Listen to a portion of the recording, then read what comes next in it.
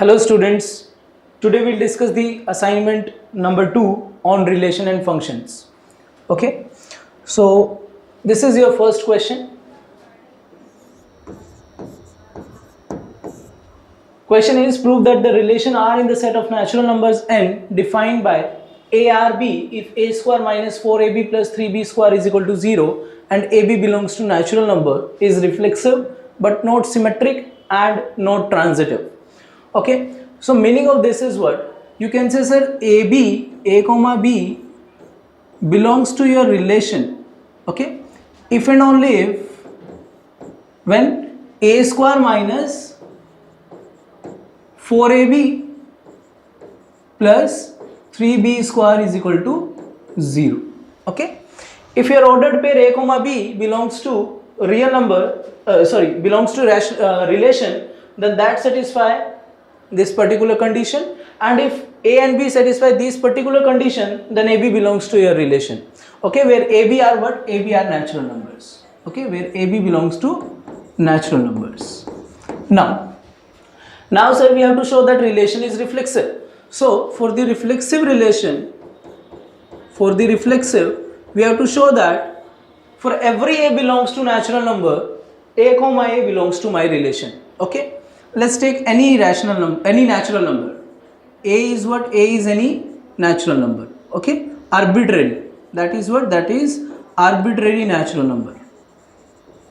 Got it? A is what? A is my arbitrary natural number. So now if you take a comma a, then a square minus 4a, if b is a also, then this is plus 3 times a square. Now if you simplify it, you will get a square minus 4a square plus 3a square. Okay, which is equal to what? Which is equal to 0. Got it? So it means what? It means, sir, a comma a belongs to the relation R. Okay, so if a comma a belongs to the relation, so it means my relation is what? My relation is reflexive. Why? Because a is any arbitrary number. Got it? So from here you can say relation is reflexive. Got it? Relation is reflexive. Next, you have to show that your relation is not symmetric. It means you have to find one ordered pair a comma b such that a comma b belongs to the relation but b comma a is not the part of your relation. Okay, so for not symmetric,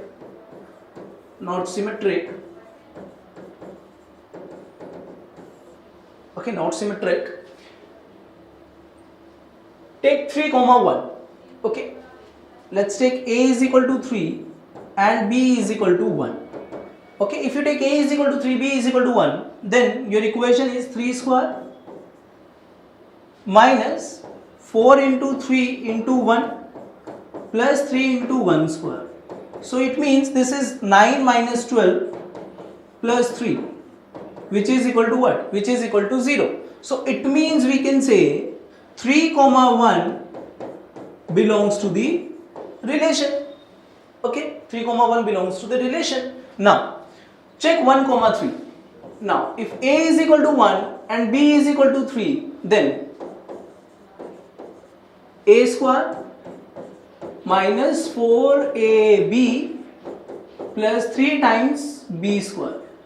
So when you simplify it, you will get 1 minus 12 plus this is 27, which is equal to 27 plus 1, 28, 28 minus 12, that is 16. Yes, 16 is not equal to 0. Got it? It means what? It means 1 comma 3 does not belong to your relation. Yes, so we have one pair such that 3 comma 1 belongs to the relation but 1 comma 3 does not belongs to your relation. Okay, 3 1 is in the relation but 1 3 is not in the relation. So you can say relation is not symmetric. R is not symmetric. Next thing is your relation is not transitive. So let's do this one. Relation is not transitive.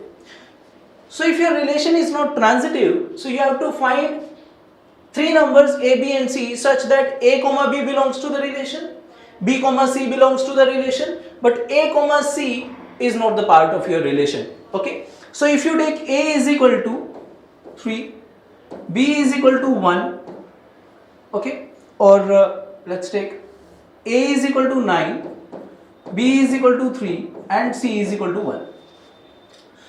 So for A comma B, 9 and 3, you can check A square minus 4 into A into B plus 3 times B square. So if you check this thing, you will get 81 minus 9 4s are 36, 36 into 3 is 108 plus 3 into 3 square, that is 27. So this thing is 108 minus 108, that is equal to what? This is 0. So from here you can say 9 comma 3 belongs to the relation.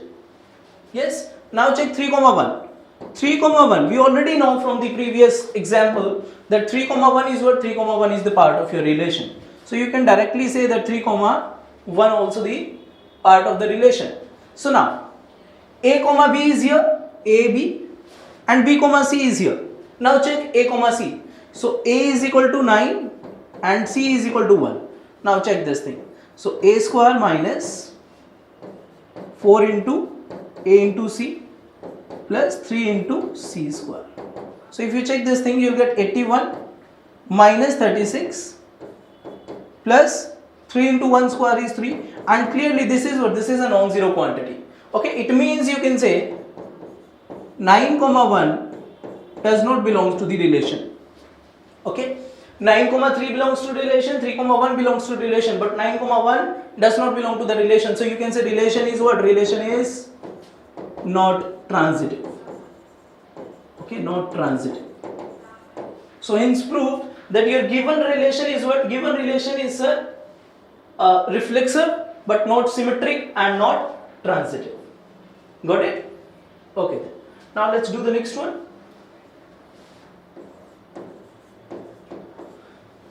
Next question is, so show that the relation R1 on the set of real numbers defined as this is neither reflexive nor symmetric nor transitive. Okay, so it means if AB belongs to real, then A comma B belongs to your relation R1 if A is what? A is less than equal to B square. Okay, so you have to show that your relation is not reflexive, not symmetric, not transitive. So let's say not reflexive. For the not reflexive relation, so if you choose A is equal to half, okay, that's a real number. So square will be what? Square will be 1 by 4. That's also a real number. Yes, but here we know that A is half is not less than or equal to A square. Yes, half is what? Greater than 1 by 4. We know this thing. So A is not less than or equal to A square this time. So from here you can say half comma half does not belong to the relation R1. Half comma half does not belong to the relation. So it means you have one ordered pair A comma A such that which is not the part of your relation. So you can say relation is what? Relation is not reflexive. So from here you can say R1 is not reflexive. Okay, relation is not reflexive here. Got it? Next one. Not symmetric. You have to prove that relation is not symmetric. So for the not symmetric, okay, not symmetric, it means if you take two elements A and B from real numbers such that A is less than equal to B square but B is not less than equal to A square. Okay, so how can we take these elements?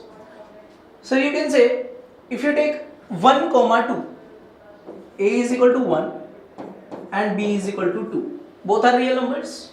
So from here you can observe that A is less than equal to, A is what? 1, which is less than equal to B square, which is equal to 4. Yes, 1 is less than equal to 4. So you can say A 1 comma 2, from here you can say 1 comma 2 belongs to the relation R1. Yes, but what about 2 comma 1? What about 2 comma 1? Sir, if 2 and that is 1 square is what? 1 square is 1. Okay, So 2 is not less than equal to 1 square. Yes, 2 is not less than equal to 1 square. We know 2 is greater than 1. Yes, so it means B comma A not satisfy this condition. Yes, for B comma A this will be B less than equal to A square, but here B is not less than equal to A square. So it means we can say 2 comma 1 does not belongs to your relation R1. Yes, 1 comma 2 belongs to the R1. Why? Because this number is smaller than the square of this one. But 2 comma 1 is not the part of your relation. Why? Because this 2 is not less than equal to square of 1. So it means this is not the part of your relation 2 comma 1. Got it? So here, from here we can say A comma B belongs to R1, but B comma A does not belong to R1. So from here we can say R1 is not symmetric. Not symmetric. R1 is not symmetric. R1 is not reflexive. Now we have to show that relation is not transitive. Okay then, not transitive. Transitive. So sir, if you take A is equal to 9, B is equal to 3 and C is equal to 2. Okay, so you can check 9 is less than equal to 3 square, which is equal to 9. Yes, 9 is less than equal to 9. Yes, that's true. So we can say from here that 9 comma 3 belongs to your relation R1. Okay. Similarly, if you observe B, 3 is less than or equal to 2 square, which is 4. So it means 3 comma 2 also belongs to the relation. Okay. So A comma B, B comma C belongs to relation. Now check what? Check A comma C. So A is what? A is 9. And C is what? C is 2. So C is 2. So C square will be 4. So can we say 9 is less than equal to 4? No. That's not true. 9 is greater than 4. So from here you can say 9 comma 2 does not belong to your relation. Yes. So from here you can say what? You can say that R1 is not transitive. Okay, R1 is not transitive. So from here we can say my relation R1 is not reflexive, not transitive, not symmetric. Okay, so now let's do the next one. Third question. Third is R is a relation on n cross n defined by A, B, R, C, D if and only if A plus D is equal to B plus C. Okay, you have to show that relation is an equivalence relation. We know a relation is an equivalence relation whenever relation is reflexive, symmetric and transitive. Okay, so let's check the reflexive part. Okay, let's check the reflexive part. So reflexive means A comma B, we have to check that AB related to AB. Yes, we have to check this thing, that AB is related to AB or not. For every AB belongs to the natural number. Yes. So from here we can say A, B, R, C, D is given by the rule that is A plus D. So add these two elements, A plus D, add extreme elements. Yes. Is equal to add middle elements B and C. Yes, B plus C. Okay. If your ordered pair AB and CD satisfy this condition, A plus D is equal to B plus C, then you can say AB is related to CD. Got it? Okay then. Now check for AB, R, AB. So AB, R, AB. What will happen if you add extreme numbers? So you will get A plus B. Yes. If you add middle numbers, then you will get B plus A. Yes. So A plus B is equal to B plus A. We know addition is commutative. Yes. That's why A plus B is equal to B plus A. So we can say A plus B is equal to B plus A here. where a, b are natural numbers. So from here we can say a, b is related to a, b for all a, b belongs to n cross n. Because a, b is what? A, b is your arbitrary element here. So a plus b is equal to b plus a. So you can say for all a, b belongs to a comma b belongs to natural number, then a, b is related to a, b. Yes, for every a, b. So you can say relation is what? From here you can say relation is reflexive. Relation is reflexive. Got it? Now, next one is what? You have to show that relation is symmetric. It means if AB is related to CD, if AB is related to CD, you have to show that CD is also related to AB. So if AB is related to CD, so from here we can say A plus D is equal to B plus C. Yes, A plus D is equal to B plus C. So from here you can say, C plus B is equal to D plus A. Okay, because we know B plus C is equal to C plus B and A plus D is equal to D plus A. So we can say C plus B is equal to D plus A. So from here what will happen? That if C plus B is equal to D plus A, so we can say or C plus B is equal to A plus D also, A plus D also. Yes, we can say this is equal to A plus D. You can say A plus D. Okay, because B plus C is equal to C plus B and A plus D as it is. Okay, so you can say C plus B is equal to A plus D. Got it? So now if you observe here ABCD in this relation ABCD, then AD, okay, A and D is here. So you can say C, or you can write again this thing as D plus A. Okay, you can write this thing as D plus A also. So from here you can say what? You can say C comma D related to A comma B. Yes or no? How? C plus B, extreme element C plus B is equal to D plus A. Yes, is equal to D plus A. So from here you can say C plus B is equal to D plus A. So you can say CD is related to AB. It means what? It means if AB related to CD and CD related to AB, so you can say your relation is what? Relation is symmetric. R is symmetric. Okay, R is symmetric. Next one. Now we know that relation is reflexive, relation is symmetric. Now we have to show that relation is transitive. So for the transitivity, here you have reflexivity and you have symmetric. That relation is symmetric. Okay, now we have transitive relation.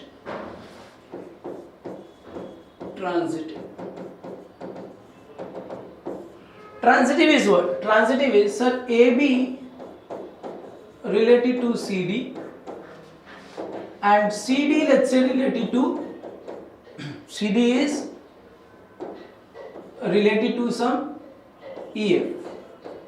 Okay, CD is related to some EF. Okay, so now we have to show that from here we have to show that AB is related to EF. It means we have to show that A plus F is equal to B plus E. Okay, we have to show that this thing. We have to show this thing. So now, sir, we know AB related to CD, so you can say A plus D is equal to B plus C. We know CD is related to EF, so we can say C plus F is equal to D plus E. Okay, so if you add them, so you can say A plus D plus C plus F is equal to B plus C plus D plus E. Okay, so you can cancel D and C. Okay, so here you have what? You have A plus F is equal to B plus E. So it means what? A comma B is related to E comma F. Yes, A plus F is equal to B plus E. So it means AB related to EF, and all the elements are arbitrary elements. So you can say it means your relation is what? Relation is transitive. Okay. Now from first, second and third means first one is reflexive, second is symmetric and third one is transitive. So we can say it implies that relation is an equivalence relation. Equivalence relation. Okay, this is an equivalence relation. Hence proved. Okay. Now let's do the next one. Fourth question. Fourth question is, sir, R is an equivalence relation on set A. R is an equivalence relation, means R is reflexive, symmetric and transitive. You have to show that R inverse is also an equivalence relation. So R inverse is what? R inverse is collection of all B comma A whenever AB belongs to the relation. Okay, R inverse is what? R inverse is collection of all B comma A whenever A comma B belongs to the relation. Okay. So now check the reflexive part. Reflexive. That your relation is reflexive or not. For the reflexive relation, we know what? We know R is reflexive. R is an equivalence relation. Yes, we know R is an equivalence relation. So it means it is reflexive. So A comma A belongs to R for all A belongs to A. Yes, because this is reflexive. And if A comma A belongs to R, so from here according to the definition you can say A comma A, if you interchange them, A comma A, that is belongs to the R inverse, and for all A belongs to A. Yes, so it means what? It means R inverse is reflexive. R inverse is reflexive now. Now you have to show that your relation R inverse is symmetric. Symmetric. So how can you show that your relation is symmetric? R inverse, symmetric part. Let's say if AB belongs to R inverse. Okay, if AB belongs to R inverse. Now you have to show that B is also the B comma A also belongs to the R inverse. So sir, if AB belongs to R inverse, then what will happen? Then sir, B comma A, that belongs to R. According to the definition, yes. Now, if BA belongs to R and we know R is symmetric, so we can say from here, we can say A comma B belongs to R. Why? Because A comma B belongs to R. A comma B, if BA belongs to R, then A comma B belongs to R. Why? R is symmetric. Okay, if AB belongs to R, so we can say B comma A belongs to R inverse because of the definition. So if AB belongs to R inverse, then BA comma A also belongs to R inverse. So it means what? AB belongs to R inverse, BA belongs to R inverse. So R inverse is symmetric. Okay. Now you have to show that your relation is transitive. Transitive. Transitive. So for the transitivity, let's say if AB belongs to R inverse and BC belongs to R inverse. Now you have to show that your relation, A comma C also belongs to the R inverse. Okay. Now, if AB belongs to R inverse, so you can say B comma A belongs to R, and if BC belongs to R inverse, so you can say C comma B belongs to R because of the definition. Yes. Now we have to show that AC belongs to R inverse. Okay. So sir, if B comma A belongs to R, so A comma B also belongs to R because relation is symmetric, and B comma C also belongs to R. Why? R is symmetric. R is what? R is symmetric. And if AB belongs to R, BC belongs to R, so from here you can say AC belongs to R. Why? Because relation is what? Relation is transitive. If AC belongs to R, so from here we can say C comma A belongs to R inverse. Yes. But we have to show that A comma C belongs to R inverse. Yes. So how can we show this thing? Sir, AC belongs to R. So C comma A also belongs to R. Yes or no? We have to show that what? We have to show that A comma C also belongs to R inverse. Sir, we know that AC belongs to R. So C comma A, that also belongs to R. Why? R is symmetric. Okay. So from here you can say what? You can say A comma C belongs to R inverse. Yes. AB belongs to R inverse, BA belongs to R, BC belongs to R inverse, CB belongs to R. So R is symmetric, so you can say AB and BC belongs to R. So from here you can say AC belongs to R. Why? Because R is transitive. C comma A also belongs to R because R is symmetric. If C comma A belongs to R, so AC belongs to R inverse. So from here you can say if AB belongs to R inverse, BC belongs to R inverse, then AC is also belongs to your R inverse. So it means what? It means R inverse is transitive. Transitive. So now we know that R inverse is reflexive, R inverse is symmetric, yes, and R inverse is transitive. So R inverse is what? R inverse is an equivalence relation. Equivalence. Okay, R inverse is an equivalence relation. Got it? You have to prove the same thing, that R inverse is also an equivalence relation. Okay, now let's do the next one. Next question. Next question is, show that relation is congruent to. Okay, is congruent to. On the set of all triangles in a plane is an equivalence relation. Okay, set A is what? Set A is set of all triangles. Set of all triangles. Okay, on the set of all triangles in a plane. Set of all triangles in a plane, let's say. This is your set. Okay, a relation is what? Relation is, relation contains T1 and T2 whenever triangle T1 and T2 is related whenever they are congruent to each other. Means T1 is congruent to T2. Okay, so T1 comma T2 belongs to a relation whenever T1 is congruent to T2. So now we have to show that this relation is what? This relation is an equivalence relation. So I think a very obvious one. So for the reflexive part, if you take any triangle, T is an arbitrary, T is what? T is an arbitrary element of A. Okay, let, for the reflexive part, let T is what? T is an arbitrary element of A. Means T is any triangle of your set.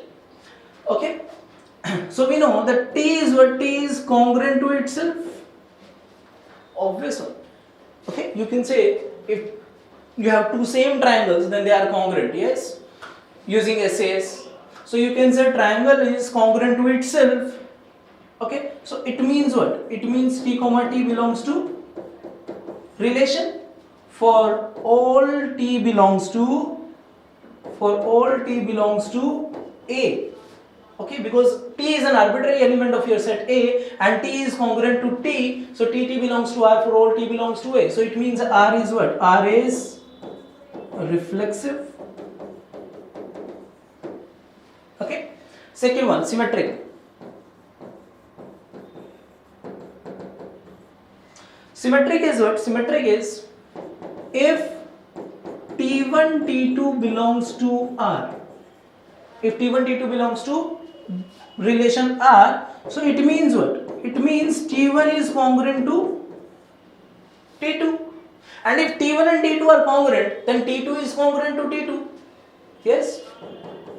T2 is also congruent to T1. Yes? If T1 is congruent to T2, then T2 is congruent to T1.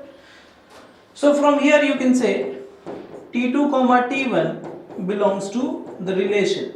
So from here you can say relation is symmetric. Okay, relation is symmetric. Now we know relation is reflexive and symmetric. Now we have to show that relation is transitive also. So next thing is transitive. Transitive. Okay. Transitive means if T1 T2 and T2 T3 belongs to R. Now we have to show that T1 and T3 also belongs to the relation. So T1 T2 belongs to R. It means what? T1 is congruent to T2. Yes. And T2 T3 belongs to R. So you can say T2 is congruent to T3. Okay. Triangle T2 is congruent to T3. For example, now let's say you have three triangles. Let's say this is ABC. This is PQR. And this is XYZ. Okay. Let's say this is your triangle T1, this is your triangle T2, and this is your triangle T3. Now T1 is congruent to T2. So it means, let's say if congruent, then this one is equal to this thing, angle this B is Q and BC is, let's say, QR. Okay. Using side angle side, these two triangles are congruent. And similarly, if these two triangles are congruent, then PQ is equal to XY, angle Q is equal to Y, and YZ is equal to QR. Okay. So from here you can say AB is equal to XY, BC is equal to YZ, angle B is equal to angle Y. So from here we can say T1 is what? T1 is congruent to T3. So from here you can say T1 comma T3 belongs to the relation. So if T1 T3 belongs to relation, T1 T3 also belongs to a relation. So you can say relation is what? Relation is transitive. R is transitive. So from here you can say R is equivalence relation. Okay, R is what? R is an equivalence relation, hence proved. Next one. Question number 6, that is R's relation is greater than, okay, from A to P. Okay, and then find R inverse. So R is what? R is greater than, yes, from A to P. So 1 cannot connect it with any of the elements because 1 is not greater than 1, 1 is not greater than 3, 1 is not greater than 4. So you can say R is what? R is 2 comma 1. 2 is greater than 1. Yes, 2 is greater than 1. Relation is greater than. Okay, you cannot connect 2, 3 and 2 with 4. So next one is what? Next one is 3, 1. Okay, you cannot connect 3 with 3 or 4. So next one is what? Next one is 4, 1. Yes, and 4, 3. You cannot connect 4 with 4. So next one is 5, 1, 5, 3 and 5, 4. Okay, 2, 1, 3, 1, 4, 1, 4, 3, 5, 1, 5, 3 and 5, 4. So now R inverse is what? R inverse is 1, 2, 1, 3, 1, 4, 3, 4, 1, 5, 3, 5 and 4, 5. Okay, 1, 2, 1, 3, 1, 4, 3, 4, 1, 5, 3, 5 and 4, 5. This is your R inverse. So that's your answer. Okay, now let's do the next one. Next is A set is this one, 3, 5, B is 7, 11. Show that the relation R is given by A comma B, where A belongs to A and B belongs to B, and A minus B is odd number. So you have to show that this relation is an empty relation from A to B. Okay, so relation is from A to B. Okay, in A we have what? We have 3 and 5. We have 3 and 5. Both are odd number. Yes, A is what? A is 3, 5. Both are odd number. Okay, and set B is what? Set B is 7 and 11. Again, both are odd number. Now, your relation contains a comma b such that a minus b is odd. So if you take any element from a, that is what? That is odd. Minus. If you collect any element from b, that is also odd. Okay. So odd minus odd is what? Odd minus odd. That's an even number. Yes. Yes or no? 3 minus 1, let's say 2. 3 minus 7. 3 minus 7 minus 4. Even. Yes. So this cannot be odd number. This does not belongs to odd number. Okay. So it means we do not have any a comma b for which a minus b is odd. So it means relation is what? Relation is an empty relation. Okay. That's the proof that relation. You have to show that your relation is an empty relation from a to b. Okay. So R is empty relation. Now next question is,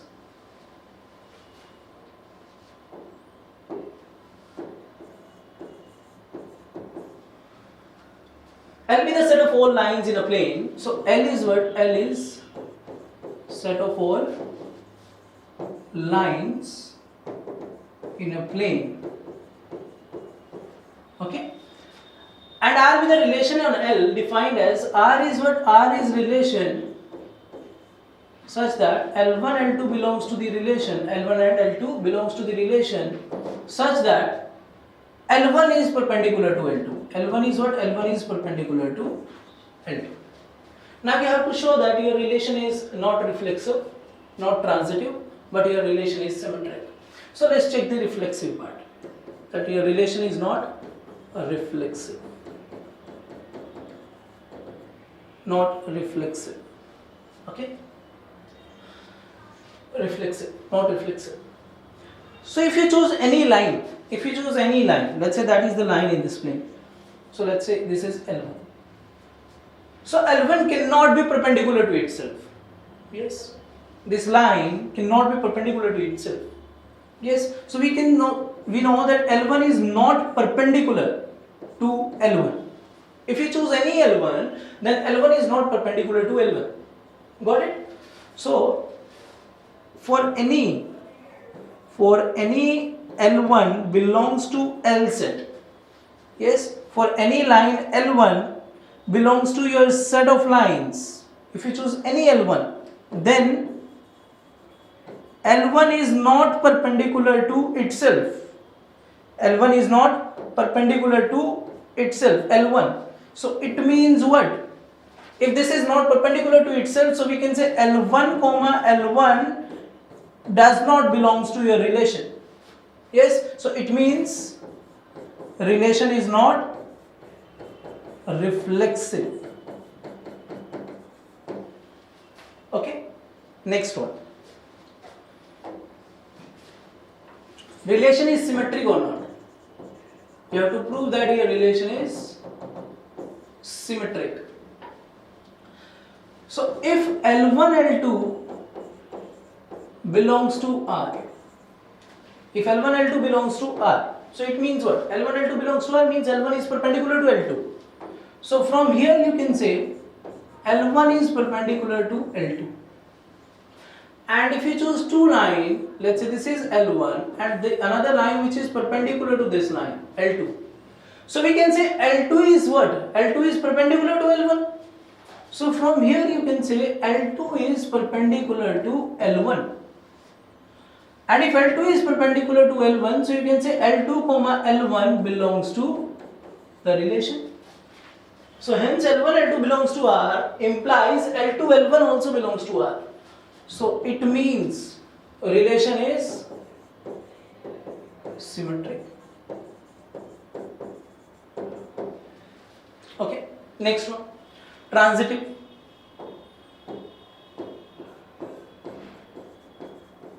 Transitive. Actually, you have to show that your relation is not transitive. So relation is not transitive. It means what? Let's say L1, L2 belongs to R. Okay. And L2, L3 belongs to R. So it means what? It means, let's say you have line L1, another line L2. So let's say this is L1 and this is L2. So L1 is what? L1 is perpendicular to L2. Okay. So from here you can say L1 is perpendicular to L2. L1 is perpendicular to L2. Now L2, L3 belongs to R. So it means L2 and L3 are perpendicular. So L3 is perpendicular to L2. L3. Yes, and L2 is perpendicular to L3. So if you observe, these two lines are what? These two lines are parallel. Why? Alternate interior angles are equal. If these are the lines and this is your transversal, then these two angles, alternate interior angles, corresponding angles, or you can find this one is 90, this one is also 90. You can use alternate interior also, or you can use corresponding angles are equal. So you can say L1 and L3 are parallel. So L1 is not perpendicular to L3. So L1, L2 belongs to R, L2, L3 belongs to R, and from here you can say L1, L3 is not the member of your relation. L1, L3 is not the member of your relation. So it means relation is not transitive. Okay, so now we know that relation is symmetric. Yes, relation is symmetric, not transitive and not reflexive. Got it? Now let's do the next question.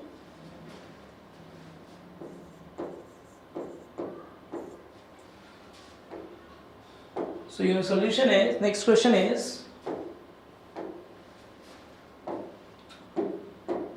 sir, if R and S are symmetric relation on set A, R and S are symmetric relation, okay, then prove that R union S and R intersection S are symmetric. Okay, let's take for R intersection S first of all. R intersection S. So if A comma B belongs to R intersection S, so it means what? It means A comma B belongs to R and A comma B belongs to S. Since R and S are symmetric, so you can say B comma A belongs to R because R is symmetric, and B comma A belongs to S because S is symmetric. So from here you can say B comma A belongs to their intersection also. Yes, because this is common in both R and S. So B comma A belongs to R intersection also. So if AB belongs to R intersection S, then B comma A also belongs to R intersection S. So from here you can say what? You can say R intersection S is symmetric. Yes, R intersection S is symmetric. Now the next one. Next is R union S. Second one, R union S. So again, if you take any element AB belongs to R union S, any element from R union S, A comma B. So it means what? It means A comma B belongs to R or A comma B belongs to S. If A comma B belongs to R, so it means B comma A belongs to R because R is symmetric, or B comma A belongs to S. Why? Because S is also symmetric. So from here you can say B comma A belongs to at least one of them. So belongs to R union S. So AB belongs to R union S, then B comma A also belongs to R union S. So you can say R union S is symmetric. Okay, R union S is what? R union S is symmetric. So hence prove that if R and S both are symmetric, then union and intersection both are symmetric. Yes? Got it? Now let's do the next one. Next is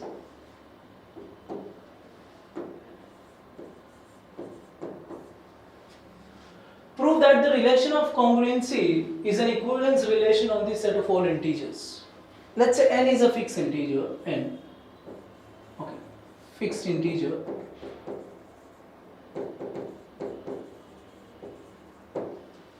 Okay, n is what? N is any fixed integer. A and B are integers. AB belongs to an integer, z or I, you can say. So congruency means what? Your relation. Here we are given with that relation of congruency is an equivalence relation on the set of all integers. Means your relation R contains all the elements a comma b such that a, b are integers and a congruent to b modulo n. Okay. A congruent to b modulo n. Meaning of A congruent to B modulo n is what? Meaning of A congruent to B modulo n is that n divides A minus B. Okay? If your number n divides A minus B, then A congruent to B modulo n. For example, if you take, let's say A is equal to, or first of all, let's say n is equal to 7. And if you take A is equal to 6 and B is equal to, let's say, minus 8.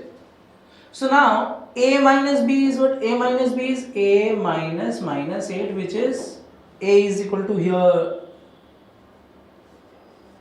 A is equal to what? A is equal to 6. So 6 minus minus of 8 is equal to 14. And we know 7 divides 14. So from here we can say n divides A minus B. So here 6 is what? 6 is congruent to minus 8 modulo 7. Okay. A congruent to B modulo n. Okay. This is the meaning of congruency, relation of congruency. Okay. On integers. So now you have to show that your relation of congruency is an equivalence relation on the set of all integers. So first of all, let's check the reflexive part. Reflexive. Reflexive is what? So we know, if you take any integer, if A is any arbitrary integer,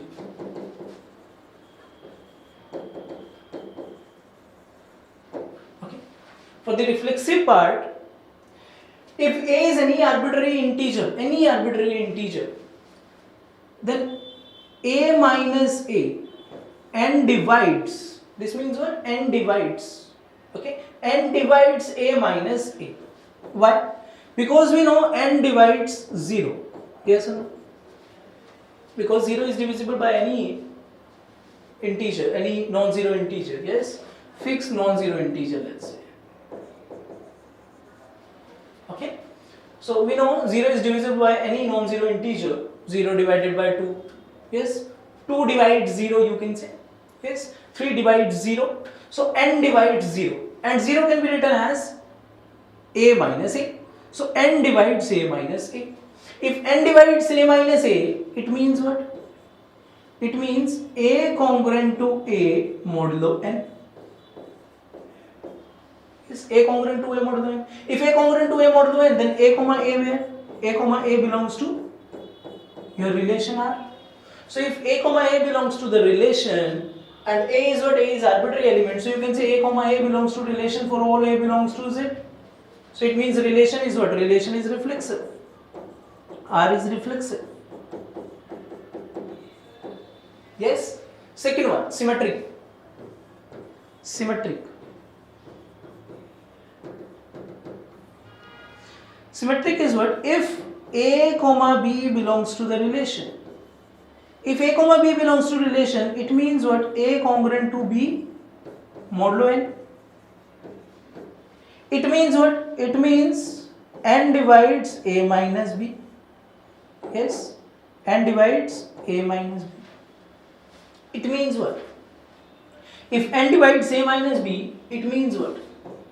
It means A minus B can be written as n into some integer. Let's say that is q. So you can say B minus A minus is equal to n into q. So from here you can say B minus A is equal to n into minus q. Yes. You can take minus sign on the right hand side. So B minus A is equal to n into minus q. So q, if q is an integer, then minus q is also an integer. So you can say this is B minus A is equal to n times, B minus A is equal to some n times Q1, where Q1 is an integer. So it means what? It means n divides B minus A, and if n divides B minus A, it means n, if n divides B minus A, so you can say B congruent to A modulo n, and it means what? It means B comma A belongs to the relation. Yes, now we know, sir, if AB belongs to the relation, then B comma A also belongs to the relation. So it means relation is symmetric. Okay, if AB belongs to R, then BA also belongs to relation, so relation is symmetric. Now last part is transitivity.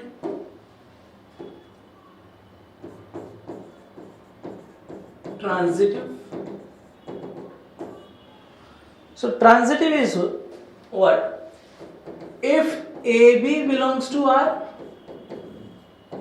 and BC belongs to R, then you have to show that AC also belongs to the relation. So if this thing happens, then A congruent to B modulo n and B congruent to C modulo n. It means what? It means n divides A minus B and n divides B minus C. It means what? It means A minus B can be written as some n times K1 and B minus C is equal to some n times K2, where K1, K2 are integers. So if you add them, you will get what? You will get A minus B plus B minus C is equal to n times K1 plus K2. So from here you can cancel B with B. So this is A minus C is equal to n times some K. If K1 and K2 are integer, then their sum is also an integer. So A minus C is equal to what? N times some integer K. Okay, so it means what? It means n divides A minus C. If n divides A minus C, so you can say A congruent to C modulo n. If A congruent to C modulo n, so it means A comma C belongs to the relation. So it means what? If AB belongs to relation, BC belongs to relation, then AC also belongs to the relation. So it means your relation is transitive. Okay, n divides A minus C, A congruent to C modulo n, and AC belongs to R. Yes, so if AB belongs to R, BC belongs to R, then AC belongs to R. So it means R is what? R is transitive. So now we know that R is transitive, R is symmetric, and R is reflexive. So it means R is an equivalence relation. Okay, R is an equivalence relation. Okay, so this is the proof for your question. Okay, that the congruency, relation of congruency is an equivalence relation on set of integers. Now let's do the next question. This is your MCQs, multiple choice question, but we have single correct multiple choice question. Okay, so solution is, question says the relation R in the set 1, 2, 3 till 14 defined as x comma y, 3x minus y is equal to 0 is what? Okay, we have four options here. So from here we can say xy belongs to a relation whenever 3x minus y is equal to 0. Yes, so xy belongs to relation whenever 3x minus y is equal to 0, and x and y are what? And x and y are belongs to this set. Let's say that set is A. Okay, so you can say xy belongs to your set A. Got it? So here you have to observe one thing. If you take element 2, okay, if you take element 2 first, if you take 2 belongs to A, then 3 into 2 minus 2, this is equal to what? This is equal to 6 minus 2, which is 4, and this is not equal to 0. So it means for element 2, 2 comma 2 does not belongs to your relation. Yes, 2 comma 2 is not in your relation. it means your relation is not reflexive. That is not reflexive. Okay, next thing is what? For the symmetricity. Okay, so if you observe 1 comma 3, if you take x is equal to 1, y is equal to 3, then 3 into 1 minus y, which is equal to what? 0. It means we can say 1 comma 3 belongs to your relation R. Now, sir, if we take y as means 1 comma 3 belongs to R, now we have to show that 3 comma 1 belongs to R or not. So if you take 3 comma 1, then sir, 3 into 3 minus 1, it means 8, which is not equal to 0. Yes, 3 into 3 minus 1, which is 8, that is not equal to 0. So you can say 3 comma 1 does not belong to the relation.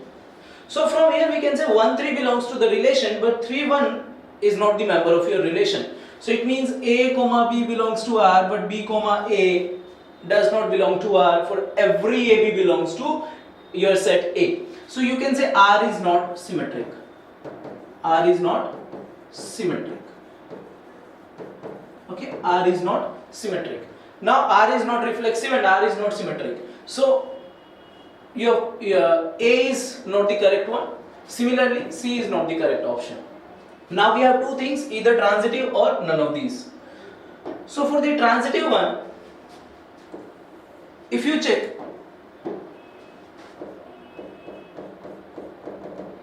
if you check 1 comma 3, we know 1 comma 3 belongs to R. Yes, 1 comma 3, we already know that 1 comma 3 belongs to the relation from this example. Yes, 1 and 3, 1 comma 3 belongs to the relation. Now, what about 3 comma 9? 3 comma 9. Okay, if you take 3 comma 9, 3 and 9 both belongs to your set A. So 3 comma 9 is 3 into 3 minus 9, which is equal to 0. So from here you can say 3, 9 also belongs to the relation.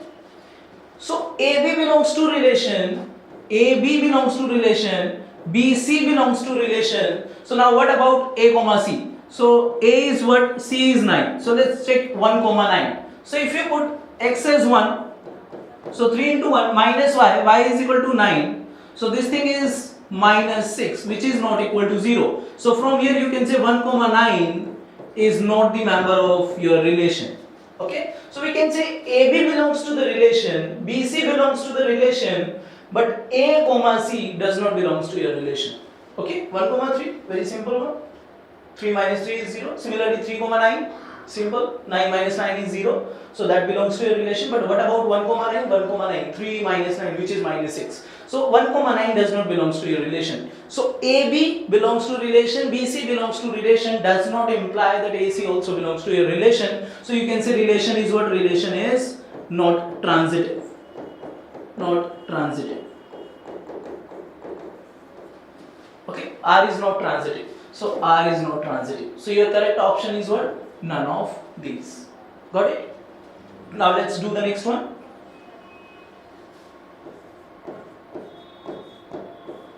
Next is what?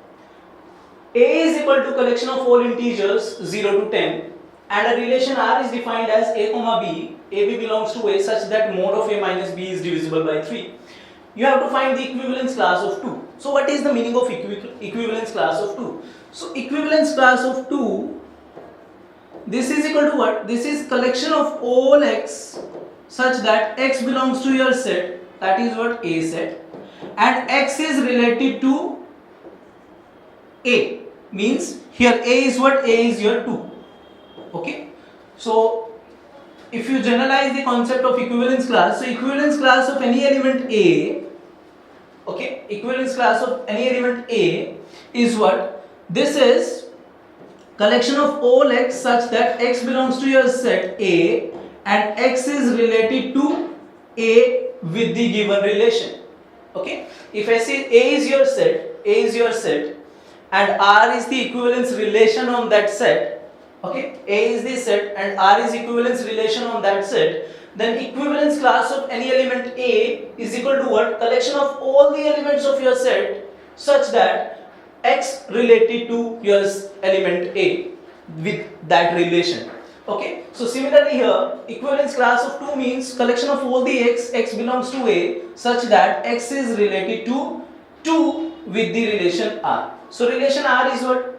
A minus B is divisible by 3. Okay, so A is what? Set A.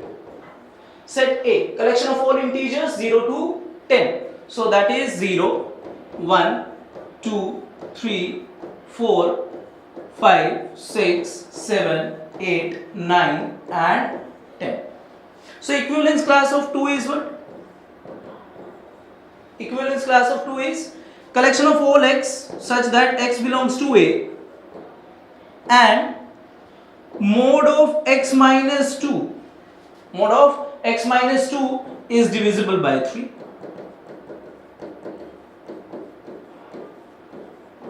Okay, so your equivalence class of 2 is what? That is, if you take x as 0, so 2 is not divisible by 3. If you take 1, 1 is not divisible by 3. 2, then 2 minus 2, that is 0. 0 is divisible by 3. So that is first element is 2. Then 3 minus 2, 1, no. 4 minus 2, 2, that is not divisible by 3. 5 minus 2, 3, that is divisible by 3. Yes, 6 minus 2, 4, no. 7 minus 2, 5, no. 8 minus 2, 6, that is divisible by 3. So 9 minus 2, 7 and 10 minus 2, 8, that is not divisible by 3. So it means these are the equivalence class for your equivalence class of 2 has these 3 elements 2, 5 and 8. So your correct answer is A, 2, 5 and 8. Okay. So now let's do the next one. Next is, sir, A is equal to ABC and the relation R defined on A as A, B, C, A, B. Then find the minimum number of ordered pair to be added in R to make R as reflexive and transitive. So sir, R is what?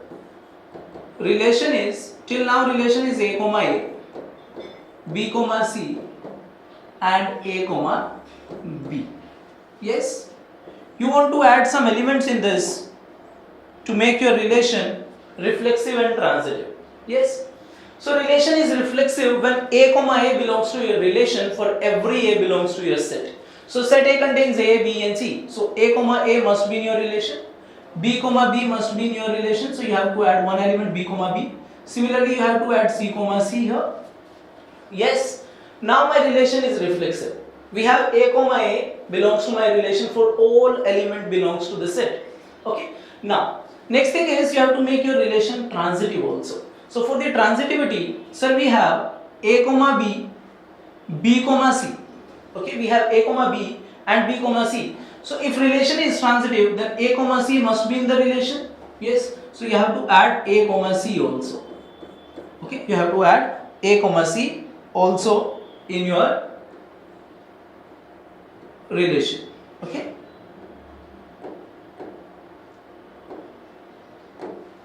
Okay. A, B, C we have. So my relation is reflexive. No problem. Now we have AB, BC. So it means we have AC also because my relation is transitive.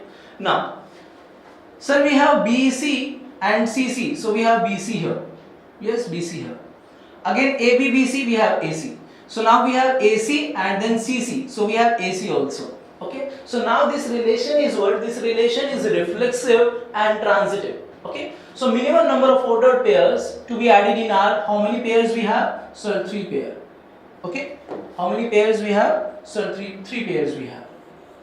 BB, CC, AC. You have to add 3 ordered pairs to make your relation as reflexive and transitive. So final answer is 3. Okay. And elements are what? BB, CC and AC. Okay. Got it? Now let's do the next one. Next is that A is equal to 1, 2, 3, the number of relation containing 1, 2 and 1, 3. Your relation contains 1, 2 and 1, 3 which are reflexive and symmetric but not transitive. Okay. So let's say your relation is R. If your relation is reflexive, so you have to add all the elements 1, 1, 2, 2 and 3, 3. And your relation contains 1, 2 and 1, 3. Got it? Now you know you have to find the number of relations containing these two elements 1 2 and 1 3 such that your relation is reflexive, symmetric but not transitive. So if your relation is reflexive, first of all your relation containing 1 2 and 1 3, so these two elements are here. So how many relations we have? So sir, my relation is reflexive, so we have to add 1 1 2 2 and 3 3. Now my relation is symmetric and we have 1 2, so we have to add 2 comma 1. We have to add 3 comma 1 because we have 1 3, so we have to add 3 comma 1 also here. Now my relation is what? My relation is reflexive and symmetric but not transitive. Yes. Why this is not transitive? Because sir, we have if you observe here, we have 3 comma 1 and 1 comma 2. Yes, we have 3 comma 1 and 1 comma 2. So it means if AB BC belongs to this relation, then for the transitivity 3 comma 2 must be my relation, but 3 comma 2 is not here. Yes, 3 comma 2 is not here. 3 comma 2 is not in my relation. Yes, 3 comma 2 is not here. Got it? So it means this relation is what? Till now this relation is reflexive. Okay, this relation is reflexive and symmetric. Okay, relation is reflexive and symmetric but not transitive. So you can say not transitive. Okay. So this is your first relation, and this is the minimal relation. You can say yes. Relation with the minimum number of elements such that containing 1 2 1 3 and reflexive, symmetric but not transitive. Okay. Now we know every relation is what? Sir, every relation is subset of here A cross B, and that B is what here? A. Okay. So relation is subset of A cross A. So elements in A cross A are how much? So here cardinality of A cross A is what? That is 9. Yes, we have 3 elements in A, so cardinality of A cross A is 9. So it means maximum number of elements in my relation will be 9. Yes. Now we have how many elements? 1, 2, 3, 4, 5, 6, 7. If you make any other relation other than this, so you have to add one more element. Let's say that element is 2 comma 3. Let's say that element is 2 comma 3. If you add any element, so you have to add that one. Now we left with 2 elements, 2 comma 3 and 3 comma 2. So you add 2 comma 3. Now your relation is what? Your relation is symmetric. So you have to add 3 comma 2 also in your relation. So when you add these two elements, now the cardinality of your relation is what? 9. Now your relation is equal to A cross A, means universal relation, and we know universal relation is equivalence. Equivalence means reflexive, symmetric and transitive. Okay, so you cannot add any other element. So we have only one relation which is reflexive, symmetric and not transitive, containing 1 2 and 1 3. Okay, if you add any other element, if you make any other relation adding any other element, so your relation is what? Then your relation is universal and that is transitive. Okay, so how many relations we have? So only one relation, this one. So answer is A. Got it? Now let's do the next one. Next is what? So relation are defined on set this by both A and B are either odd or even. Then R is what? Symmetric, transitive, equivalence or reflexive. Okay. So sir, we know AB belongs to the capital A, and A comma B, this ordered pair belongs to a relation when A and B are either odd, A and B are either odd or even. Okay, or even. Okay, AB belongs to a set A, capital A. AB ordered pair belongs to a relation whenever A and B either odd or even. Yes, so you have to tell me R is what? Symmetric, transitive, equivalence, reflexive. Okay, so next one. So check the reflexive part of your relation. Reflexive part. Reflexive. If you take any element, any A belongs to B. Okay. Then A is what? This is either even or odd. Either odd or even. Yes. Yes, either this is even or odd. Got it? So sir, if you write A comma A comma A. So A is either odd. If this is odd, so this is also odd. Yes. If this is odd, so this is also odd. And if this is even, this is also even. Okay. So it means if you choose any element from your set A, then A comma A is what? Here, both the elements are either odd or even. Okay. It means we can say A comma A belongs to where? A comma A belongs to my relation. So means what? Means relation is R is reflexive. Yes or no? Yes, if you choose any element, that element either may be odd or maybe it is even. So if you take A comma A, so if A is odd, then this element is also odd. And if this one is even, then this is also even. So it means what? A comma A is either odd, both the elements are either odd or even. Yes, both are either odd or even. So you can say A comma A belongs to your relation, and this is true for any A. So it means it is true for every element of your set, so relation is reflexive. Got it? Now next one, symmetric.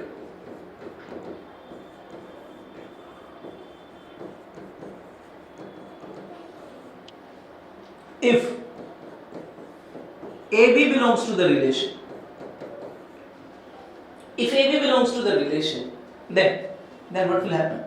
So if this is odd, then this is also odd. Or if this is even, then this is even. Yes. Why? Because relation is like this. Both A and B are either odd or even. If AB belongs to R, either both are odd or both are even. Okay. So we can say from here, sir, B comma A. We already know. Either this is odd. So if this is odd, then A is odd also. Why? Because from this. Because of this, yes, odd. If this is even, then A is even. Why? Because of this. If A is even, then B is even. Yes. So because of this, you can say B comma A is what? B comma A is also where B and A both are odd or even. So you can say B comma A also belongs to the relation. So it means if AB belongs to relation, then B also belongs to a relation. So you can say relation is symmetric. Okay, relation is symmetric. Got it? Next one, transitivity.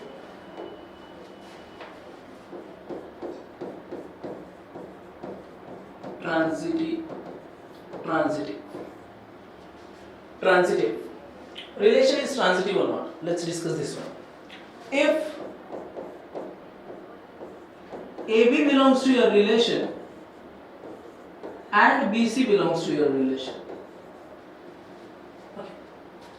If AB belongs to relation and BC belongs to relation. So AB belongs to relation when both are either even or odd. Yes. So let's say we have cases.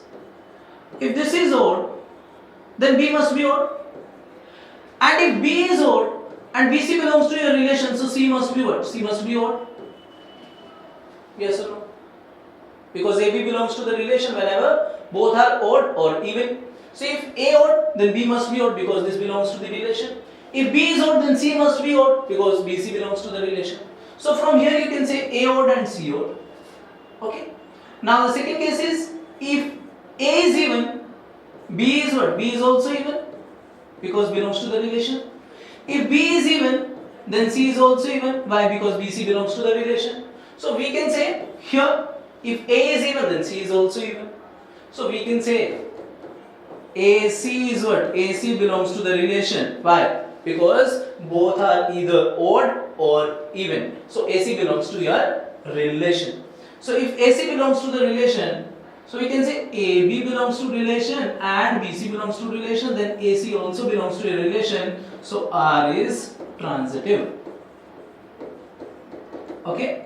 Now, sir, R is reflexive, symmetric and transitive. So we can say my relation is what? My relation is an equivalence relation.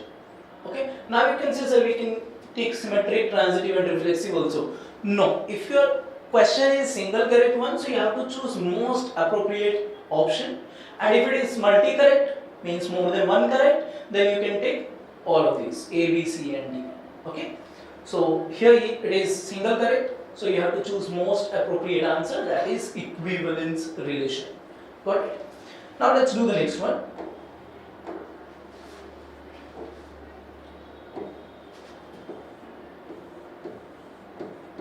Next one is, so the relation is this one on set A. So your relation is what? Sir, 1, 1 we have, 2, 2 we have, 3, 3. So it means my relation is reflexive. So from here we can say R is reflexive. Yes, R is reflexive. No problem till now. Okay, informations. Now sir, we have 1, 2, but 2, 1 is not in my relation. Yes, we have 1, 2 belongs to the relation. Yes, but 2, 1 is not here.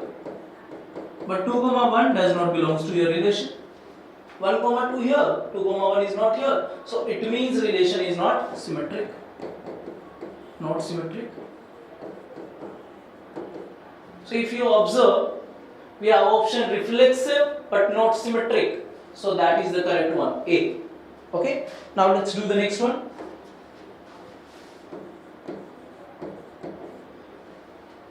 It's clear that Px, y, x square plus y square is equal to 1, xy belongs to the real number, then P is what? Your relation P is what? So sir, relation P is, if you observe, we have x square plus y square is equal to 1. Yes, xy belongs to your real number, then xy belongs to your relation P. Yes. Whenever xy belongs to real number and x square plus y square is equal to 1, then xy belongs to your relation P. So if you interchange your y and x, yes, so you will get what? Y square plus x square is equal to 1. Because if x square plus y square is 1, then y square plus x square is also 1. Where xy belongs to r. Yes, so it means what? It means y comma x belongs to where? Y comma x belongs to the P. Means your relation. Okay, so clearly my relation is symmetric. Okay, so B is the correct one. Okay, B is the correct one. Your relation is symmetric. Got it? Now next one is,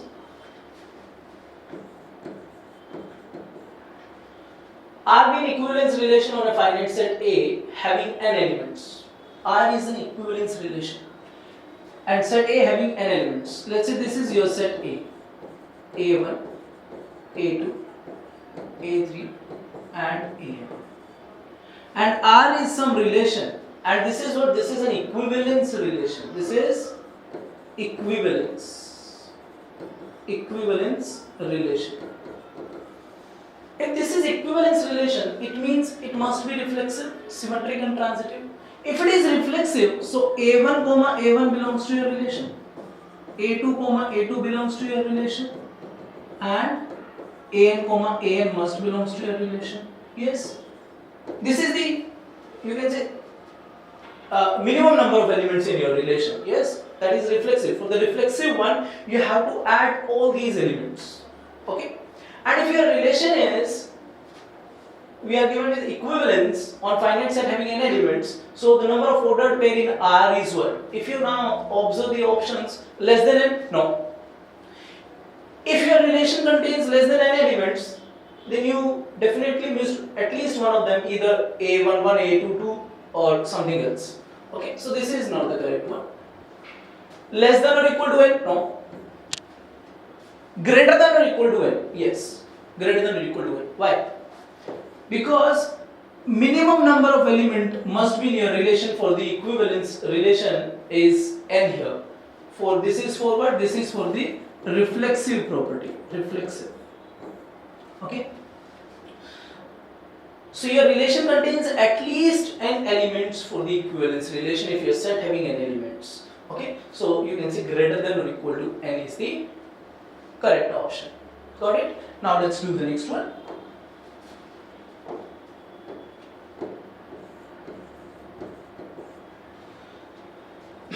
That's the important one. I think you know a little bit about your complex numbers. Yes, complex number. Let's do one thing here first of all. Z is equal to x plus iota y. that is your complex number. Yes, x plus iota y, where x and y are real numbers, where x, y are what? X, y are real numbers, and iota is what? Iota is root over minus 1. Yes, what are the complex number? Let's discuss first of all this thing. Z is equal to what? X plus iota y type, where x, y are real numbers and iota is equal to under root of minus 1. This is your iota. So for the complex number, if you have two complex numbers, z1 is equal to x1 plus iota y1 and z2 is equal to x2 plus iota y2. How can you subtract them? Z1 minus z2 is equal to x1 minus x2. Subtract their real parts, x1 minus x2, plus subtract their imaginary parts, y1 minus y2. Okay, z1 minus z2 is what? X1 minus x2 plus iota times y1 minus y2. How can you add them? Add their real parts and imaginary parts respectively. So you can say this is x1 plus x2, okay, plus iota times y1 plus y2. Okay, some information, that is what? Iota is equal to root over minus 1, then iota square is equal to minus 1. Okay, and if z is equal to x plus iota y, so z bar is the conjugate. This is known as x minus iota y. This is what? This is conjugate of your z. If z is equal to x plus iota y, then the conjugate is z bar, denoted by z bar, and this is x minus iota y. Okay, got it? So next thing, so if this is purely real, this number is purely real whenever your imaginary part, this is known as imaginary part of z, and this is known as real part of z. Okay, so z will be purely real if and only if your imaginary part is 0. Got it? This part is 0. So now let's do your question. Your question is a relation R on the set of complex number defined by z1 or z2 if and only if z1 minus z2 upon z1 plus z2 is real. Then which of the following is not true? Okay. So first of all, z1 plus z2 must be non-zero, otherwise you cannot define your number. Yes, so you can say a relation R on the set of complex number except some values. These values are z1 plus z2 is non-zero. Okay, first thing, here we have some correction, that is z1 plus z2 must be non-zero number. Okay, so if you observe now, sir, z1 comma z2 belongs to the relation, yes, when z1 minus z2 upon z1 plus z2 is a real number, belongs to real number. Okay, this is the relation. Relation R is on the set of complex number defined by that z1 z2 belongs to relation if and only if z1 minus z2 upon z1 plus z2 belongs to a real number. Yes. So now for the reflexive part, let's check the reflexive one. Reflexive. So sir, if you take z1 and z2 equal, if z1 and z2 are equal, then you can say z1 minus z2 upon, that is z1 minus z1 upon z1 plus z1, which is 0 upon 2z1. Okay, obviously z1 and z2 are non-zero numbers. Okay, let's also z1 cannot be 0 and z2 cannot be 0. Yes. Okay, otherwise there will be a problem. Yes, so 0 by 2 z1, so you can say 0 is what? 0 is a real number. 0 by some non-zero number, that is 0, and 0 belongs to your real number. Yes, that is real. Let's say write this one. Okay, this is real. Okay, and this R is for your relation. So now this belongs to real number. So it means z1 comma z1 belongs to relation for all z. Yes, for all z1 belongs to A. Got it? Z1 Z2 belongs to a relation whenever this thing is real number. So if you take Z1 and Z2 same, so Z1 minus Z2 upon Z1 plus Z2, this is 0 by 2 Z1 and Z2 are non-zero, so 0 by some non-zero is 0, and 0 is a real number. So you can say Z1 Z2 belongs to R for all Z1 belongs to your set. Your set is what? Collection of all complex number except Z1 is 0, Z2 is 0, and Z1 plus Z2 is 0, except these values. Okay, so you can say your relation is reflexive. So from here you can say R is reflexive. Okay. Now what about the symmetricity? Next one is symmetric. Symmetric. Symmetric. Symmetric means if Z1, Z2 belongs to your relation, Z1, Z2 belongs to relation. If Z1, Z2 belongs to the relation, it means what? It means Z1 minus Z2 upon Z1 plus Z2. Yes, Z1 minus Z2 upon Z1 plus Z2 is a real number. That is a real number. Okay. Now you can say if this is a real number, this is real. Okay. Write properly. This is a real number. Got it? If this is real, so we can say minus time Z2 minus Z1 divided by Z1 plus Z2. Yes, you can write this thing as what? This thing as minus, you can take minus common, then Z2 minus Z1 upon Z1 plus Z2. If this is real, both the things are same, so this is also what? This is also real. Okay. And if some number is here real, then negative of that number is also real. So from here you can say Z2 minus Z1 upon Z1 plus Z2 is also real. Z2 minus Z1 upon Z1 plus Z2 is real. Yes, if number is real, then its negative is also real. So if Z2 minus Z1 upon Z1 plus Z2 is a real number, so from here you can say Z2 comma Z1 belongs to the relation. So now if Z1 Z2 belongs to relation and Z2 comma Z1 also belongs to your relation, so you can say relation is symmetric. Symmetric. Okay, now let's check the transitivity. Transitive. For the transitive, let's say Z1 is equal to what? Z1 is equal to some x1 plus iota y1. Z2 is equal to x2 plus iota y2. And Z3 is equal to x3 plus iota y3.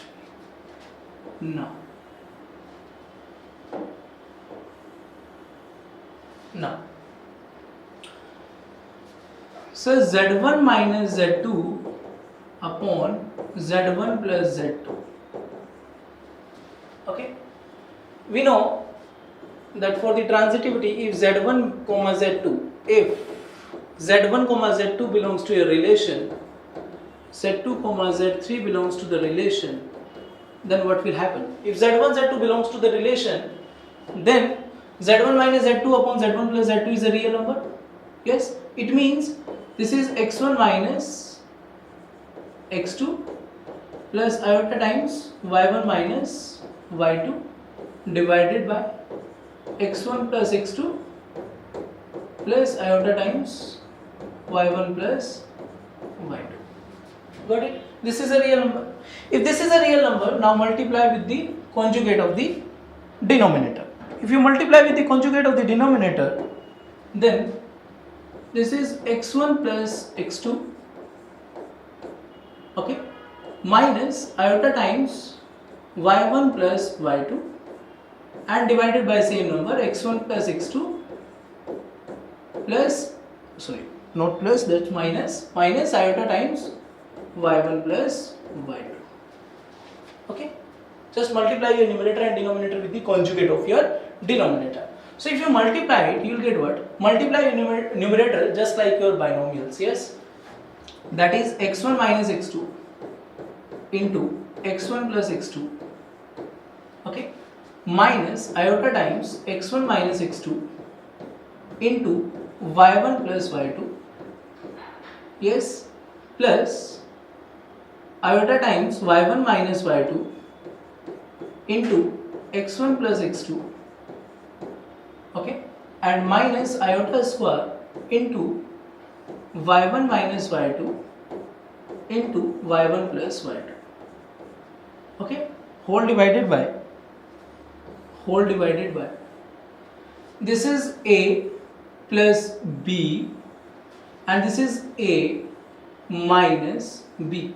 So you can say x1 plus x2 square minus a plus b into a minus b is a square minus b square. So x1 plus x2 whole square minus iota square into y1 plus y2 square. Okay. Now if you check this thing, so you can say this is you can take real part here, x1 minus x2 into x1 plus x2, okay, minus or plus, that is what, that is minus 1, iota square is minus 1, we already know. So this is plus y1 minus y2 into y1 plus y2, okay, that's the real part. Now real part of your numerator plus iota times y1 minus y2 into x1 plus x2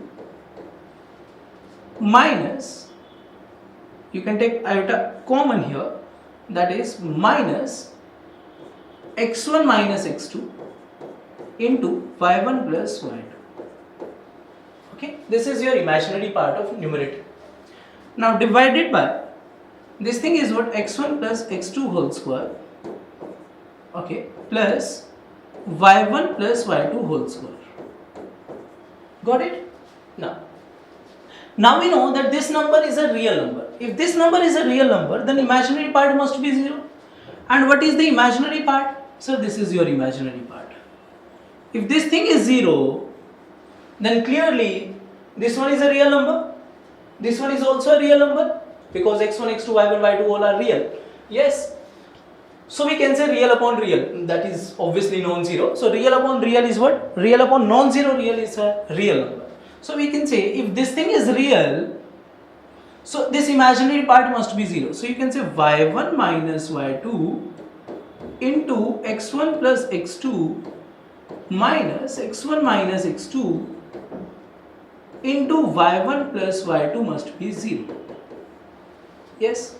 And if this thing is 0, so you can say y1 x1 plus y1 x2 minus y2 x1 minus y2 x2 minus, yes, minus x1 y1 minus x1 y2 minus minus plus x2 y1 and plus x2 y2 is equal to 0.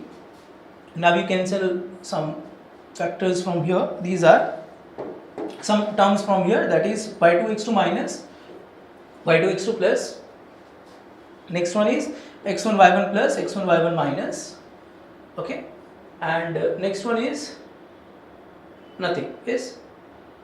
So here you can say now, so this is equal to 2y2, yes, that is y2 x1, so minus 2y2 x1, okay, y2 x1 and y2 x1 minus 2 y2 x1 plus y1 x2 and y1 x2, so 2 times y1 x2 is equal to 0. So from here you can say, from here if you observe, so you can say x1 y2 is equal to y1 x2, okay, y1 x2. Got it? Till now x1 y2 is equal to y1 x2. So from here we can say, sir, x1 upon y1 is equal to x1 upon y1 is equal to x2 upon y2. Okay, so we can say this thing. Yes. If z1 z2 belongs to R, your relation, so this thing is a real number, and when you do the calculation here, you will get this thing, x1 upon y1 is equal to x2 upon y2. Similarly,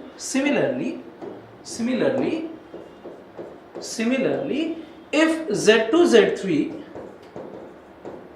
belongs to your relation, So you can say x2 upon y2 is equal to x3 upon y3.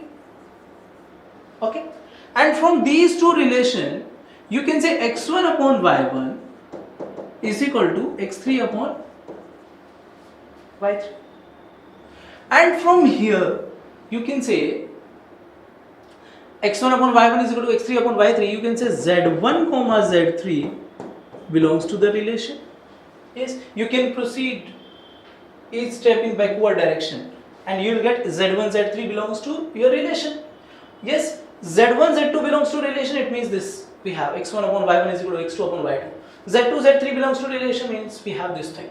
So from these two equations we can say x1 upon y1 is equal to x3 upon y3. So it means z1 comma z3 belongs to the relation. So hence if z1 z2 belongs to relation, z2 z3 belongs to relation, so z1 z3 also belongs to the relation. So you can say relation is transitive. Relation is transitive. So now we know relation is symmetric, relation is transitive, relation is reflexive. So my relation is equivalence. So R is what? R is equivalence. Okay, R is what? R is equivalence relation. Equivalence relation. So question is, then which of the following is not true? Reflexive? Yes, reflexive. So this is not the correct one. Transitive? No. Symmetric? Not the correct one. Not true. Not an equivalence. That's true. Not true. That's not true. Yes, because my relation is equivalence. So not true means not an equivalence. So D is the correct one. Got it? Now let's do the next question. Next question is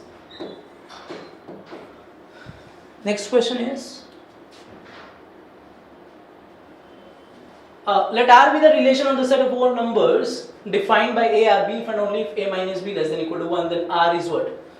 So A comma B belongs to your relation, yes, if and only if mod of A minus B less than equal to 1. Okay, now check the reflexive part. Reflexive. Obviously my relation is reflexive. Why? If for any A belongs to your set, whatever be the set, R the relation of the set of all real numbers. So A belongs to real. If for any A, where A is what? A is any real number, then A minus A modulus is what? That is 0. And 0 is always less than equal to 1. It means what? It means A comma A belongs to the relation. Yes, A comma A belongs to the relation. If A comma A belongs to the relation, so relation is what? Relation is reflexive. Yes, A comma A belongs to relation. For every A belongs to the real number, so relation is reflexive. Next one is symmetric. Symmetric. For the symmetric, if AB belongs to relation, it means what? It means A minus B modulus less than equal to 1. Yes, mod A minus B less than equal to 1. So you can write this thing as mod of minus B minus A, mod of B minus A. Yes, the same thing. This is A minus B less than equal to 1.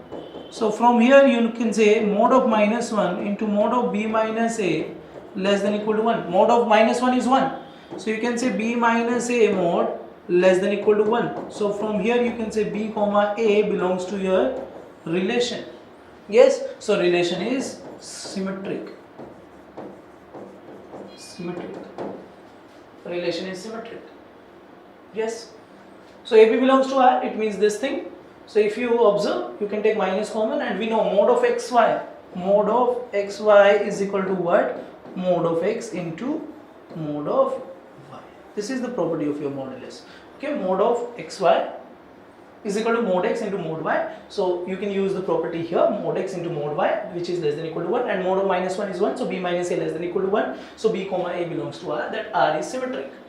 Now what about the transitivity? Okay, transitivity. Transitive.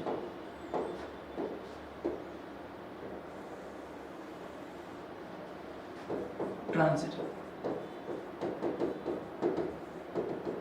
transitive, you can clearly observe relation is not transitive. Why? You can say 1 comma 2. If you take A as 1, B as 2, this is A, this is B. Okay, 1 comma 2. So 1 minus 2 modulus, that is equal to 1, which is less than equal to 1. Okay, so from here you can say 1 2 belongs to the relation. Clearly, yes, if A is equal to 1, B is equal to 2, and both are real numbers, so 1 minus 2, A minus B is what? Less than equal to 1. Why? Because 1 minus 2 modulus is 1. This is minus 1, modulus of minus 1 is 1. And 1 is what? 1 is less than equal to 1. So it means 1 comma 2 belongs to the relation. Next one. Next one. Okay. 1 minus 2. Okay. Next is, now what about 2 comma 3? If you observe 2 comma 3, so 2 minus 3 modulus, this is again 1, which is less than equal to 1. So from here you can say 2 comma 3 belongs to the relation. Now we know 1 2 belongs to relation, 2 3 belongs to relation. Now what about 1 3? 1 3. Now let's check 1 3. 1 3 is what? Sir, A minus B modulus, which is mod of minus 2, which is 2, and 2 is not less than equal to 1. So you can say 1 3 does not belongs to your relation. Okay, 1 2 does not belongs to your relation. So relation is not transitive, not transitive. Yes, AB belongs to relation, BC belongs to relation, but AC does not belong to your relation. So the relation is not transitive. Got it? Not transitive. So relation is what? Reflexive and symmetric. So A is the correct one. Okay. So this is the 20th question. Now let's do the next one. Next is what? Next is your from the revision part. This is from your logarithm. So solution is, so find the value of this thing. Yes, so we know one property, that log of m to the base n is equal to what? Log m to the base a divided by log n to the base a. Okay, this is known as base changing property. So you can say this is what? Log 4, you can take any base, let's say e, log 3 to the base e, into log 5 to the base e divided by log 4 to the base e into log 6 to the base e divided by log 5 to the base e into log 7 to the base e upon log 6 to the base e into log 8 to the base e divided by log 7 to the base e into log 9 to the base e divided by log 8 to the base e. Yes, now you can observe, you can cancel these factors, this. So you're left with log 9 to the base e upon log 3 to the base e. So you can write this thing as log 9 to the base 3. So where you can say log 3 square to the base 3. So now you can write this is 2 log 3 to the base 3. That's the property, and log 3 to the base 3 is 1. So this is 2 into 1, which is 2. That's your answer. Okay, so this is the correct one. Now let's do the next one. Next is this thing. So question is what? Question is log 27 to the base 12 is a. You have to find log 16 to the base 6 in terms of a. Okay, so you are given with log 27 to the base 12 is equal to a. So you can write this thing as log 27 divided by log 12. Yes, so now let's take the base 3.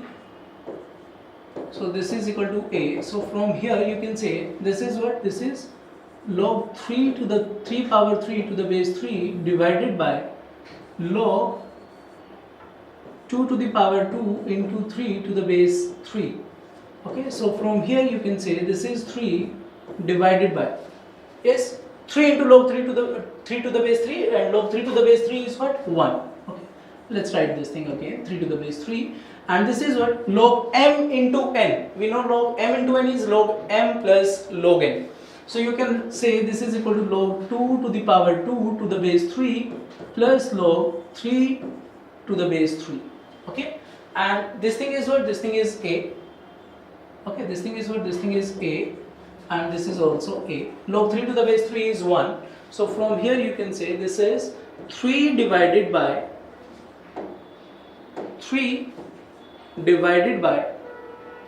2 log 2 to the base 3 plus 1 is equal to a. So from here you can calculate 3 by a is equal to 2 log 2 to the base 3 plus 1. So from here you can say log 2 to the base 3 is equal to 3 by a minus 1 whole divided by 2. Yes, so this is 3 minus a divided by 2a. Okay, so we know if log 27 to the base 12 is a, so now you can convert using the logarithmic properties. So this thing is a and a and a, so now you can say this is 3 minus a upon 2a, log 2 to the base 3. Why we are finding log 2 to the base 3 in terms of a? Because log 16 to the base 6 can be written as log 16. Now log 16 to the base 6, this can be written as log 2 to the power 4 16 to the base 3 divided by log 6 is 2 into 3 to the base 3. Okay, so you can say this is 4 times log 2 to the base 3 divided by, this is log 2 to the base 3 plus log 3 to the base 3 using the property log m n, log m into n to the base a is log m plus log n. Okay, so this is what? This is 4 log 2 to the base 3, we already know log 2 to the base 3. Yes, log 2 to the base 3 is 3 minus a upon 2a divided by, that is 3 minus a upon 2a plus log 3 to the base 3 is 1. So when you simplify it, you will get 4 times 3 minus a upon 2a divided by 3 minus a plus 2a upon 2a. Okay, when you simplify it, you can cancel 2a with 2a, so this is 4 times 3 minus a divided by minus a plus 2a, that is plus a, so this is 3 plus a. So this is your correct answer. Okay, this is the correct one. Got it?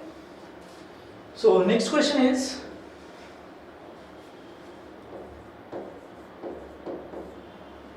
solve this thing, logarithmic equation. So you can say log minus x is equal to, you can use the property and you can say this is log of x plus 1 whole square. Okay, we have one property, that is what? That is log m to the power p to the base a, that is m to the power p to the base a, which is equal to p times log m to the base a. Okay, this is your property. Log m to the power p to the base a is p times log m to the base a. So p times log m to the base a, whatever be the base, so this is log m to the power p, which is 2. Yes, so logarithm of minus x is equal to logarithm of x plus 1 whole square. So from here you can say minus x is equal to x plus 1 whole square. When you simplify it, you will get minus x is equal to x square plus 2x plus 1. So from here you can say x square plus 3x plus 1 is equal to 0. So value of x is what? X is equal to minus b plus minus under root b square minus 4ac divided by 2a.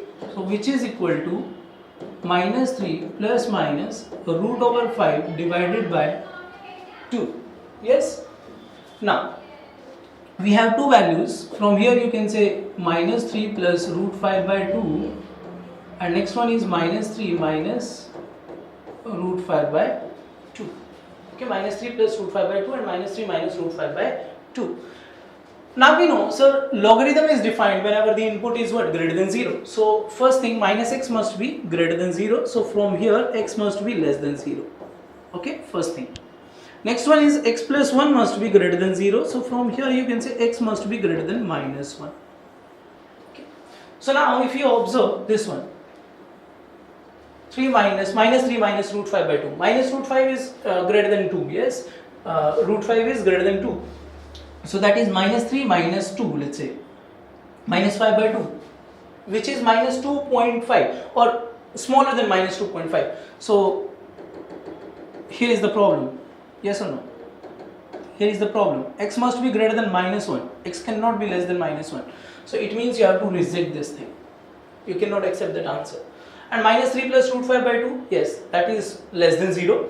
Okay, this is 2 point something, so this is negative value. And this is greater than minus 1. Yes, yes, yes. Why? This is minus 3 plus 2 point, let's say 6. Okay, 2.6, that is, let's say 2.2. So minus 3 plus 2.2 is 0.8 divided by 2 is minus 0.4. Yes, so that's approximately 0.4 to 0.5, whatever it is, with minus sign, which is greater than minus 1, and this is negative value, so you can accept that value.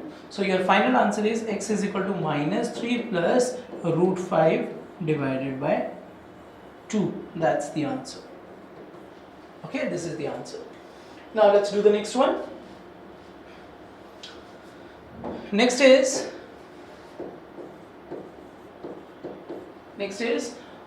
solve this equation. If you take logarithm on both sides with base 3, so you can say this is log 2 to the power x plus 2 into 27 to the power x upon x minus 1 to the base 3 is equal to log 9 to the base 3.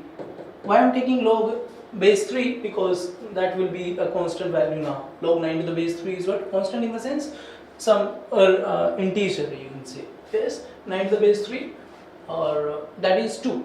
Okay, so now you can apply the property here. So you can say this is what? This is log 2 to the power x plus 2 to the base 3 plus log 27, that is 27, okay, x divided by x minus 1 to the base 3 is equal to log 9 to the base 3 is what? Log 9 can be written as 3 square to the base 3. Okay, so first thing is that can be written as x plus 2 into log 2 to the base 3. Okay, next thing is plus log, or that is x upon x minus 1, okay, into log 27 to the base 3, and this is equal to 2. Yes, using the property. Now you can take 2 here. So this is equal to what? This is x plus 2 log 2 to the base 3, okay, plus x upon x minus 1 into what? Into the log 27 to the base 3 is what? That's 3. Okay, that is 3. That's 3. So you can say this is 3 minus 2 is equal to 0. So if you simplify this one, you will get x plus 2 log 2 to the base 3 plus 3x minus 2x plus 2 divided by x minus 1 is equal to 0. Okay, so when you simplify this thing again, you will get x plus 2 log 2 to the base 3 log 2 to the base 3 is equal to, not is equal to, that's plus that is x plus 2 upon x minus 1, x plus 2 upon x minus 1 is equal to 0.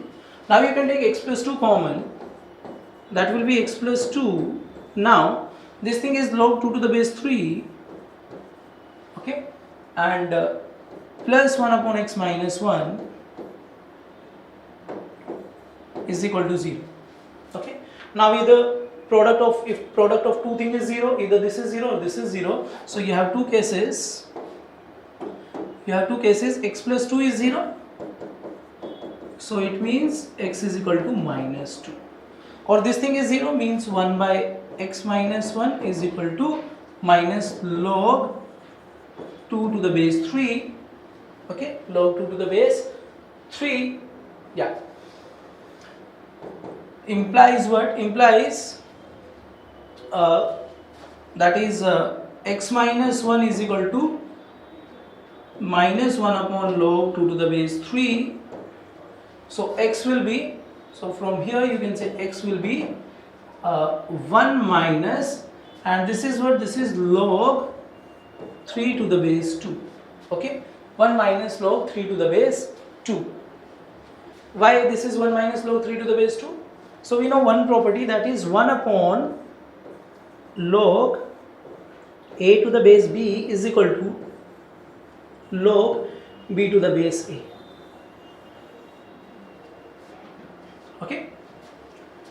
how can you prove this thing? Sir, if you put m as, okay, put m is equal to here, if you put m is equal to, put m is equal to, a is equal to a is equal to m, put m is equal to a, so that will be log m to the base n is equal to log m to the base m, which is 1 divided by log n to the base m. Okay, this is a special case of your base changing theorem. Log m to the base n can be written as 1 by log n to the base m. So you can use this property here, that 1 by log a to the base b, this is log b to the base a. Okay, log b to the base a. Got it? So from here you can say this is what x is equal to, you can take 1 here, so 1 minus, that is log 2 to the base 3, so you can write log 3 to the base 2. Okay, log 3 to the base 2. So the values of x are either this one or this. So this is your answer. X can take minus 2 and 1 minus log 3 to the base 2. Got it? Now let's do the next question. Next question is this one, and that's the last question of your assignment. Solution is, you have to solve this thing, log x plus 2 divided by x to the base 0.2 less than or equal to 1. So we have two things here. Yes, first one is what? First one is, sir, the base, the logarithm is defined whenever x plus 2 upon x must be greater than 0. So now you can use the wavy curve, so minus 2 and 0, so here you have plus, minus and plus. So you can say x belongs to where to where? X belongs to minus infinity to minus 2 union 0 to infinity open. Okay, first thing, x plus 2 upon x must be greater than 0, because logarithm is defined whenever your input is greater than 0. So using wavy curve minus to 0 plus minus plus, so x belongs to minus infinity to minus 2 union 0 to infinity. Next thing, for the inequality we know whenever base is smaller than 1, base is less than 1. So in now when you use the definition, then inequality get reversed. Yes, so from here you can say x plus 2 upon x. Now inequality get reversed, 0.2 to the power 1. Okay, which is equal to what? Which is 0.2. So now you can say this is x plus 2 upon x minus 0.2 greater than equal to 0. Got it? So from here you can say that is x plus 2 minus 0.2 into x divided by x greater than equal to 0. So from here you can say x minus 0.2x, which is 0.8x minus, plus 2 divided by x, which is greater than or equal to 0. Okay, so now again use your wavy curve method. So zeros are 0, one is 0, and next one is minus 2 by 0.8. Minus 2 by 0.8 is what? Minus 2 by 0.8, that is minus 2 by 8 into 10. So 4, 5 by 2. So minus 5 by 2. So minus 5 by 2 is somewhere here. So that is plus, minus and plus. Okay, you cannot take 0 because 0 is in the denominator. So let's draw an open circle here for your wavy curve method. So now we can say for this thing, x belongs to where? X belongs to minus infinity to minus 5 by 2, and you can include your minus 5 by 2 union 0 to infinity open. Okay, this thing must be greater than equal to 0. So this expression is greater than equal to 0 whenever x belongs to minus infinity to minus 5 by 2 plus union 0 to infinity open. Okay, so now we have to take the intersection of these two. Why intersection? Because sir, this inequality is true and simultaneously this is also true. Yes, so this means what? This and this, so it means you have to take the intersection. So what about intersection now? So intersection